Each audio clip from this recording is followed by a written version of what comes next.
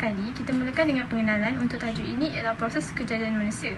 Proses kejadian manusia ini terdapat dalam beberapa surah dalam Al-Quran, iaitu surah Al-Fatih, surah As-Sajdah, surah Al-Mu'minun, surah Safat, surah Al-Hijj dan surah Ar-Rahman. Dalam video pembentangan ini, kami akan menerangkan 4 surah sahaja, iaitu surah Al-Hajj, surah Al-Isra, surah Asy-Syams dan juga surah At-Taubat beserta hadis. Selain itu, terdapat juga teori tentang kejadian manusia menurut agama lain, antaranya ialah agama Hindu, Buddha dan juga Kristian. Sedikit keterangan mengenai teori Hindu ialah unsur utama ialah perusa, iaitu roh, yang dengan kuasa Tuhan menghidupkan semua makhluk 5 jasad mawjud, iaitu angkasa, angin, cahaya, zat cair dan zat padat. Kemudian barulah terciptanya haiwan, tumbuhan dan manusia. Kesebatan semua unsur menghasilkan 2 benih kehidupan, iaitu benih lelaki dan juga benih perempuan. Dari segi agama Kristian pula menerangkan bahawa manusia pertama yang diciptakan oleh Tuhan ialah dari debu tanah. Kemudian Adam yang pertama dibentuk dari debu tanah dan menghembuskan nafas hidup ke dalam hidungnya. Pensaliban Yesus adalah lambang pengorbanan suci untuk melepaskan manusia dari dosa. Menurut teori Buddha pula, makhluk tidak dapat dibezakan lelaki atau perempuan. Mereka memiliki tubuh yang bercahaya dan hidup melayang-layang di angkasa.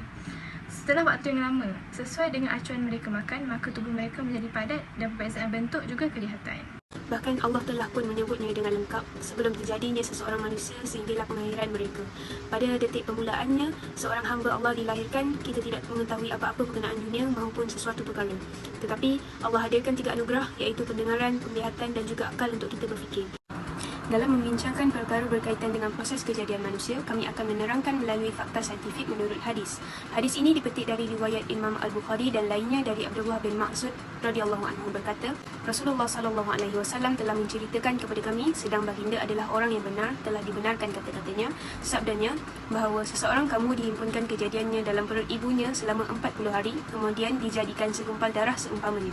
Kemudian dijadikan seketul daging yang seumpamanya. Dan kemudian Allah mengutuskan seorang malaikat untuk menulis 4 kalimah dan diarahkan agar menulis berkaitan amalannya, ajalnya, rezekinya dan perbuatan jahat dan baiknya.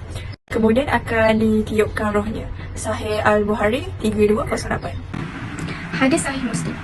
Bahawa seseorang kamu dihimpunkan kejadiannya dalam perut ibunya selama 40 hari. Kemudian jadikan segumpal darah. Pada masa itu dijadikan seketul daging. Kemudian Allah utuskan seorang malaikat untuk menulis 4 kalimah, iaitu amalan, ajal, rezeki dan untung jahat atau baik. Kemudian ditiupkan roh. Dalam nas hadis yang menjelaskan kejadian janin dari hadis Sahih Muslim. Dalam maksudnya, apabila air telah melalui proses 42 malam, Allah mengutuskan kepada seorang malaikat, maka membentuk rupanya dan menjadi pendengarannya, penglihatannya, kulitnya, dagingnya dan tulangnya. Kemudian malaikat bertanya, wahai Tuhan, janin ini jenis lelaki ataupun perempuan? Maka Allah telah menentukan apa yang dikehendakinya dan malaikat menulisnya.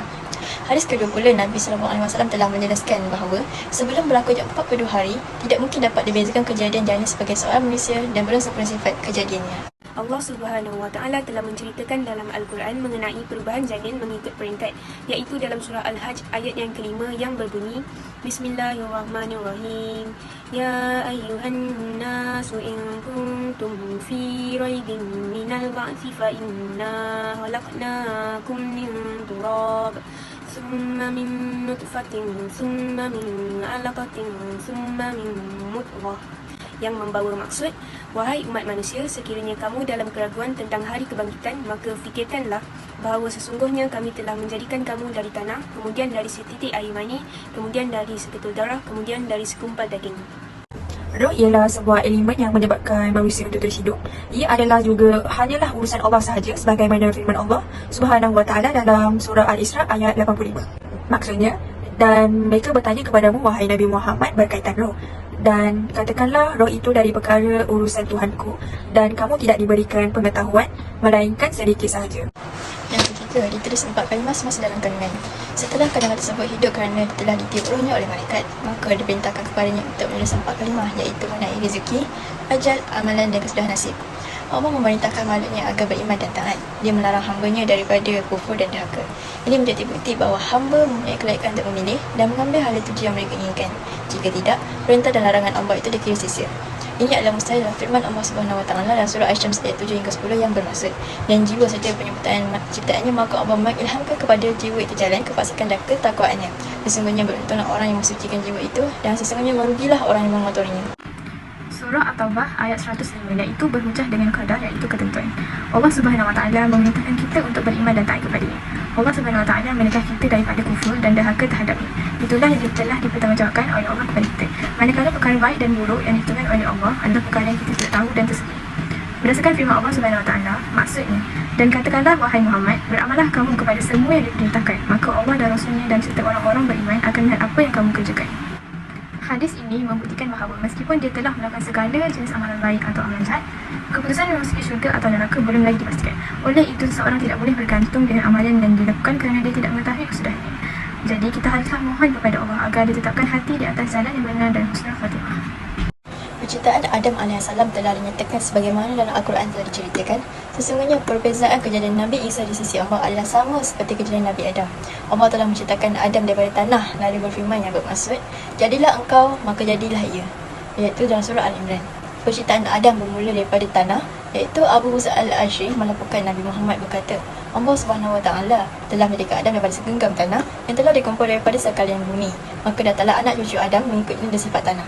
Ada dalam kalangan mereka itu warna merah, putih, hitam dan ada dalam kalangan mereka yang bersifat lembut, kasar, jahat dan baik, iaitu hadis riwayat At-Tirmizi.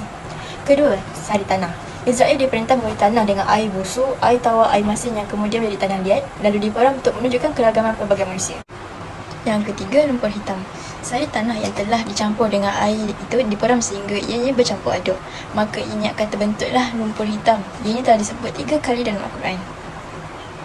Yang seterusnya, tanah liat kering ataupun sasal. Lumpur hitam kering menjadi sasal.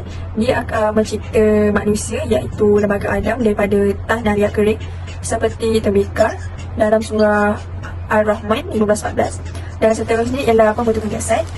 Tanah liat dibentuk jasad Adam dan dibiarkan selama 40 tahun seperti terbikar dan diletakkan di hadapan pintu syurga selama 40 tahun. Setahun ditimpa hujan suka cita dan setahun ditimpa hujan duka cita. Dan seterusnya ditiupkan roh. Kemudian apabila aku sempurnakan kejadiannya serta aku tiupkan kepadanya roh daripada ciptaanku, maka hendaklah kamu bersujud kepadanya. Ayat ini dikatakan dalam surah Al-Hijr 15:29. Penciptaan Hawa. Ibnu Abbas melaporkan bahawa Hawa telah dicipta oleh Allah iaitu daripada satu tulang rusuk kiri Nabi Adam dan dinamakan Hawa kerana diciptakan dari sesuatu yang hidup. Surah Al-Baqarah ayat 35. Wahai Adam, tinggallah kamu dan isterimu di dalam syurga dan makanlah makanan apa sahaja yang kamu berdua mahu sepuas-puasnya. Diteruskan dengan penciptaan keturunan Nabi Adam, memetik sepotong ayat Al-Quran iaitu surah Al-Mu'minun yang memberi erti, dan sesungguhnya kami telah menciptakan manusia daripada suatu saripati yang berasal daripada tanah. Kemudian kami jadikan saripati itu air mani yang disimpan dalam tempat yang kukuh iaitu rahim. Kemudian air mani itu kami jadikan segumpal darah, lalu segumpal darah itu kami jadikan segumpal daging, dan segumpal daging itu kami jadikan tulang belulang, lalu tulang belulang itu kami bungkus dengan daging. Kemudian kami jadikan dia makhluk yang berbentuk lain. Maka Maha Suci Allah, pencipta yang paling baik. Surah Al-Mu'minun ayat ke-14. Yang seterusnya ialah 6 peringkat penciptaan keturunan Nabi Adam. Yang pertama, nutfah iaitu gamet dan zigot.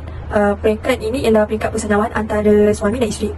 Maksud nutfah dalam Al-Quran ialah nutfah lelaki iaitu gamet lelaki, nutfah perempuan iaitu gamet perempuan, dan nutfah yang bercampur dengan nutfah lelaki dan perempuan sehingga menjadi sebati. Ini disebut dalam Al-Quran sebagai nutfah al-amshaj iaitu zigot. Peringkat kedua adalah peringkat yang dikenali sebagai alaqah atau bahasa sainsnya epigenesis. Peringkat alaqah ini berlaku dari hari ke-7 hingga hari yang ke-21. Dan proses ini terjadi di mana dari hari ke-7, pembenaman belatu sista berlaku. Ia menjadi terbenam keseluruhannya menjelang hari yang ke-10. Virus Korean akan wujud buat pertama kalinya menjelang hari yang ke-13 dan hari yang ke-14. Seterusnya menyelimuti seluruh belatu sista serta melekatkan struktur itu ke uterus iaitu rahim melalui virus-virus pengikat, dan tangkai penghubung menghubungkan embrio sebenar iaitu diska embryonik dan selaput-selaput sebenarnya iaitu amnion dan kantung Yolka dengan selaput luar iaitu Korean. Mulalah iaitu somit. Dalam tahap organogenesis, embrio membentuk kepada 2, 4, 8, 12 dan 16 sel mamila dan blastocista, dan seterusnya membentuk kepada makhluk manusia iaitu janin. Dan seterusnya izam iaitu sklerotom. Dan lihatlah pada tulang-tulang itu bagaimana kami menyusunnya kembali. Kemudian kami menyalutnya dengan daging, iaitu dalam surah Al-Baqarah ayat 259. Tulang iaitu miatom. Surah Al-Mu'minun ayat 14. Kemudian kami ciptakan daging itu menjadi beberapa tulang. Kemudian kami balut tulang-tulang itu dengan daging. Setelah sempurna, kami bentuk dia menjadi makhluk yang lain sifat keadaannya. maka nyatalah kelebihan dan ketinggian Allah sebaik-baiknya juga. Kemudian, setelah selesai proses tersebut, kemudian Allah SWT meniupkan roh ke dalam jasad. Hikmah terbesar mengapa berlaku proses penciptaan manusia dengan dalam beberapa peringkat kejadian, sedangkan Allah boleh berkata kun, maka jadilah Adam AS. Hikmahnya, Allah SWT hendak membezakan kejadian semua makhluk dengan Adam AS yang dicipta melalui sendiri. Maka malaikat dicipta daripada tiada, begitu juga jin. Pada surah Al-Imran ayat 59, iaitu sesungguhnya perbandingan kejadian Nabi Isa di sisi Allah sama seperti perbandingan dengan Nabi Adam yang tanpa ibu dan bapa. Allah telah menciptakan Adam daripada tanah, lalu berfirman kepadanya, jadilah engkau, maka menjadilah ia.